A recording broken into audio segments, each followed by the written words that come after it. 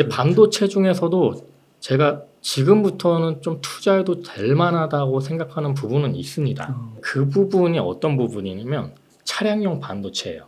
네, 우리나라가 지금 메모리 반도체 강국이지만 비메모리 반도체에서는 상당히 뒤떨어져 있고요. 그 이유 중 가장 큰 게 팹리스 업체들이 네, 약하다. 네. 그래서 그 팹리스 업체를 키워야 되는데 그럼 팹리스 중에서도 뭐 어디로 가야 되냐? 인공지능으로 가야 돼? 근데 인공지능은 안 되죠. 미국이 선점하고 있습니다. 네, 미국의 아성을 무너뜨리기 어렵고요. 그다음에 중국도 굉장히 인공지능 반도체 쪽에서는 굉장히 앞서가고 있습니다. 물론 이제 생산에 제약을 받아서 지금은 좀 뒤처지고 있는데 그럼 우리나라가 팹리스 중에서 앞서갈 수 있는 분야는 저는 차량용 반도체에 있다고 보고 있습니다. 네, 그래서 이제 그 차량용 반도체가 우리나라한테 알맞은 이유는 일단 현대 기아차가 우리나라에 있잖아요. 그래서 현대 기아차랑 뭐 반도체 기업들 삼성전자나 SK 하이닉스 아니면 뭐 팹리스 업체들이 협업을 해서 다른 국가보다 굉장히 강점을 가질 수 있는 그런 환경적인 부분이 갖춰져 있고요. 지금 현대차에서도 새로 부서를 만들었습니다. 그 팹리스 업체를 인수합병 쪽으로 하려고요.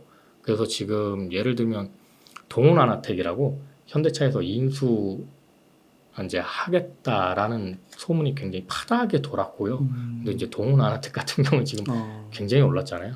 이제 침으로 이제 혈당 체크 하는 그 부분 때문에 굉장히 급등을 많이 했는데 그런 점을 봤을 때는 좀 동훈아나텍 현대차가 인수하기는 좀 어려워지지 않았을까 생각이 들고요.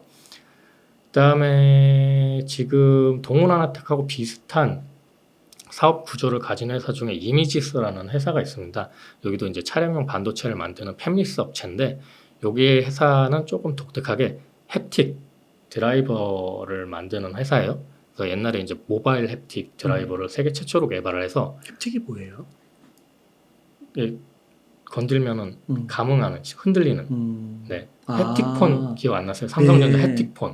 네. 그러니까 그 햅틱이라는 단어 자체가 원래는 이제 이머전이라는 미국의 기업의 이제 원천 특허를 가지고 있어요. 그래서 이 햅틱 드라이버를 만들려면 그 이머전에 그 라이센서를 가져와서 만들어야 되고요. 동훈아나텍도 그 이머전하고 라이센싱이 돼 있고 지금 이미지스도 그렇게 돼 있는데 이 햅틱 드라이버가 중요한 이유가 이제 자동차에 들어가는 전장 부품 중에 디스플레이가 상당히 많잖아요. 근데 디스플레이가 점점 커지고 있단 말이에요. 근데 이제 내가 버튼을 딱 누르면 소리도 안 나고 뭐 아무것도 표시가 안 되면 안전에 문제가 생깁니다. 내가 눌렀는지 안 눌렀는지 모르기 때문에. 그래서 이제 이 감응을 좀 더 높여주기 위해서 햅틱 센서를 쓰고 있는데 요게 뭐 여러 가지에 들어가요. 뭐 여기 기어 요즘에 그 버튼으로 돼 있잖아요. 그런 데도 이제 햅틱 센서가 들어가는 부분도 있고요. 이게 지금은 뭐 한두 개 들어갈 수 있는데 이게 앞으로 한 7, 8개까지 들어간다고 해요.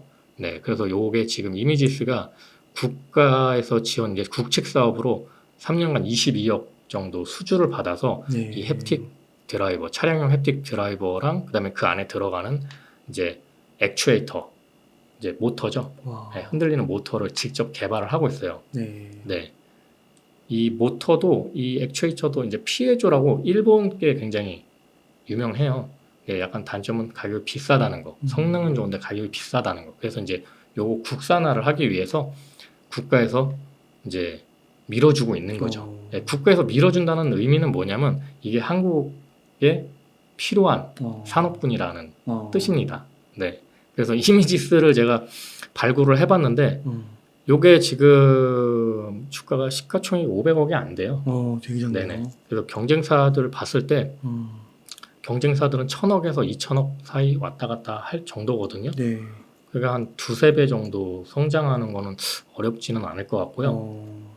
테슬라 같은 기업에 투자하는 거랑 이런 이미지스 기업 같은 데 투자하는 거랑 좀 투자를 할 때 주의해야 될 점 그런 게 좀 있을까요?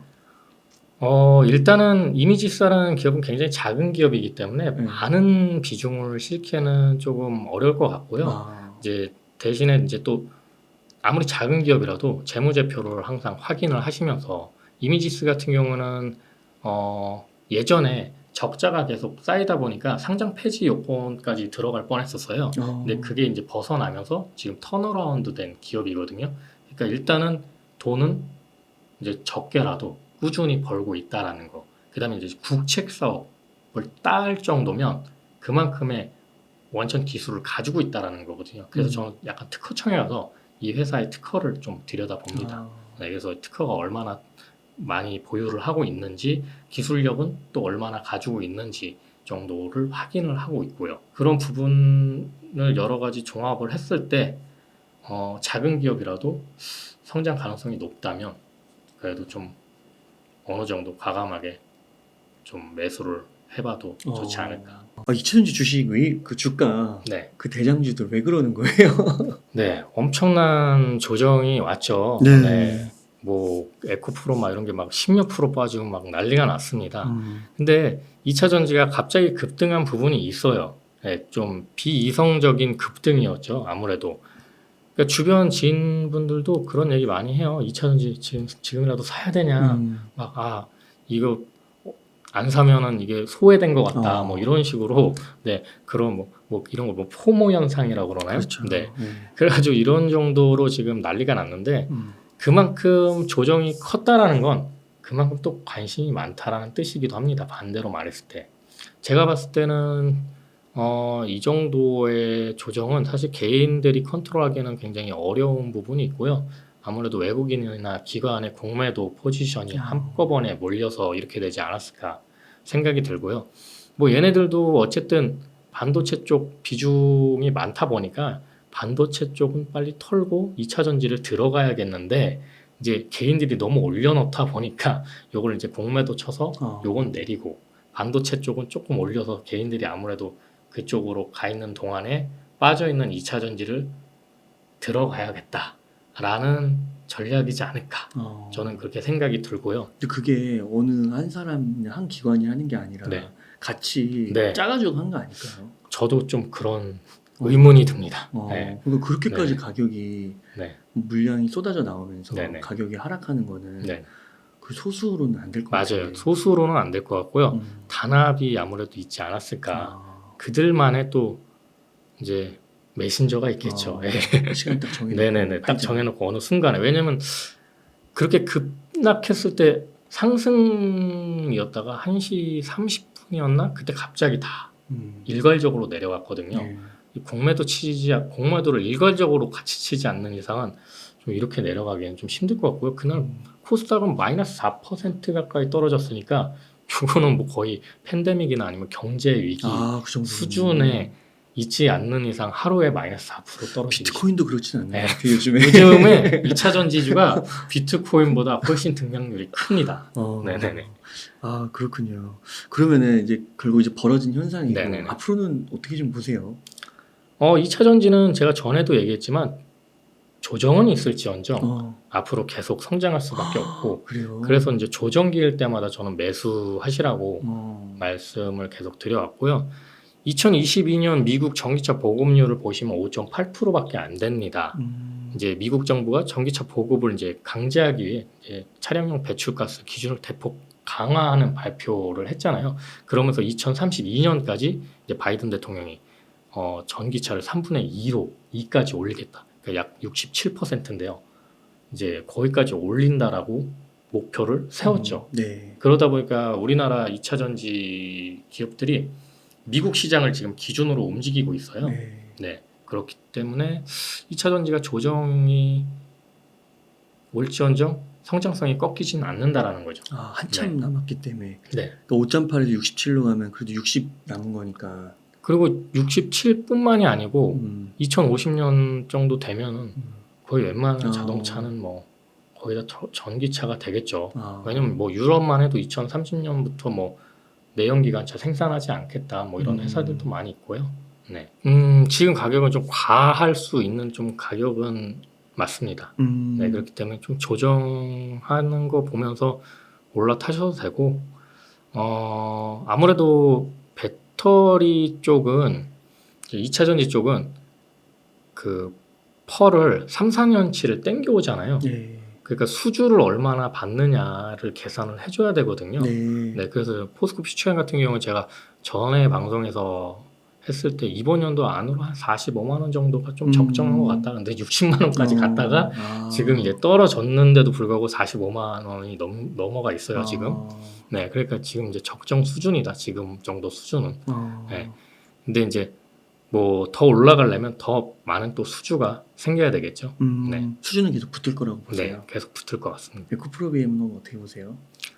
에코프로비엠 과열됐다고 보고 있습니다. 아, 그래요? 네네. 에코프로비엠도 요 근래 굉장히 이제 급등을 했잖아요. 그러니까 좀 과열이 됐죠. 어느 정도 조정이 필요하고요. 포스코 퓨처엠하고 에코프로비엠이 어느 정도 조정을 거치면 이제 적당한 가격대에 다시 또 들어가시면 좋을 것 같습니다. 네. 포스코 홀딩스는 좀 어떠세요? 포스코 홀딩스요. 포스코 홀딩스는 아무래도 철강 비중이 아직은 많아요. 그렇기 때문에 이게 2차 전지, 확실한 2차 전지 쪽이다라고 생각하기보다는 철강 시황과 같이 봐야 되기 때문에 네, 그런 부분을 좀 염두에 둘 필요는 있을 것 같습니다. 근데 왜 이렇게 오르는 거예요? 포스코 홀딩스는? 아무래도 좀 에코프로가 오르는 것처럼 포스코 홀딩스도 그런 영향을 받은 것 같아요. 지주사의 역할을 하면서 이제 좀 저평가 받고 있다라는 이미지 때문에 포스코 홀딩스가 요즘에 이제 에코프로 다음 타자로 오르고 있는 것 같습니다. 네. 에코프로는 이제 한 100만 원 선인 것 같더라고요. 네네. 에코프로는 어떠세요? 에코프로요? 에코프로 사느니 차라리 포스코 홀딩스를 사겠습니다. 네. 그렇군요. 그러면 아까 포스코 퓨처엠에서 네네. 그러니까 포스코 퓨처엠은 이제 네오님께서 항상 출연하실 때마다 네네. 계속 좋다고 말씀해 주셨잖아요. 근데 이게 지금 45만 원이 아까 적정 주가 정도 될 것 같다 했는데 네. 그러면 만약에 지금 이제 보시는 분들이 네네. 이게 45만 원까지 안 오는 거예요. 네네네. 밑으로. 네네. 그러면 사지 말아야 되는 건가요? 그냥 분할 매수 관점으로 갔을 때 제가 항상 뭐 한 달에 한 번씩 분할 매수 관점으로 간다면 그냥 그때 가격 생각하지 마시고 그냥 계속 사도 괜찮다라고 말씀을 드렸잖아요. 왜냐면 결국에는 한 달마다 계속 사면은 이 가격이 높을 때도 있고 낮을 때도 있기 때문에 결국 평단은 어느 정도 맞춰지거든요. 근데 이제 이걸 한꺼번에 사야겠다라고 한다면 지금은 약간 단기간에 급등을 했기 때문에 조금은 보고 들어가시는 게 낫지 않을까. 물론 이게 미래일이라서 알 수는 없지만 네네. 확률적으로 봤을 때 이렇게 올랐다가 막 급등하고 급락하고 막 이러면 네네. 이게 막 계속해서 또 막 폭발적으로 오르는 그런 가능성은 네네. 크지는 않다고 봐야 되나요? 뭐 예를 들어 과거 데이터적으로 봤을 때 IT 버블이나 아니면 바이오 폭등했을 때를 비교해 보자면 뭐 그럴 수도 있다라고 생각이 들 수는 있겠지만 이 섹터랑은 굉장히 차별화가 되는 게 IT 버블은 사실 그 당시에 닷컴만 붙여도 막 올라가는 시절이었기 때문에 뭐 실체가 없었던 기업들이 굉장히 많았고요. 이제 그 중에 살아남은 게 이제 뭐 다음 카카오, 뭐 네이버 이런 회사였고, 바이오 같은 경우도 삼상을 지나서 제품화까지 간 회사가 많지가 않습니다. 그렇기 때문에 이제 삼상까지 가기 전까지 희망으로 올랐다가 삼상에서 빠그라지면 이제 쭉 꺼지고, 네. 근데 2차 전지는 다르다라는 거죠. 2차 전지는 실체가 있고 매출과 영업이익이 계속 늘어나고 있기 때문에 그리고 단단한 시장까지 같이 있기 때문에 그런 부분에서 차별점이 되고 있고요. 조정은 있을지언정 우상향은 계속 할 거다라고 보고 있습니다. 그러면 2차 전지를 좀 부정적으로 보시는 분들도 있잖아요. 네네네. 뭐 예를 들면은 뭐 중국 디스플레이나 네네네. 태양광이나 이런 거랑 비교하면서 그런 의견에 대해서는 어떻게 생각하세요? 디스플레이 쪽을 보면은 이제 우리나라가 디스플레이 강국이 있지만 LCD 부분을 이제 뺏기면서 이제 OLED에 지금 집중을 하고 있잖아요. 기술은 계속 발전을 하고 있고 중국이 따라온다고 해도 우리나라가 이제 앞선 시장으로 이제 기술력을 개발하면서 차이를 벌릴 수 있다면 충분히 승산이 있다고 생각이 들고요. 가장 중요한 건 미국에서 지금 중국을 견제하고 있잖아요. 네, 그런 부분이 과연 얼마나 견제를 하게 될까? 그 견제가 금방 끝날까요?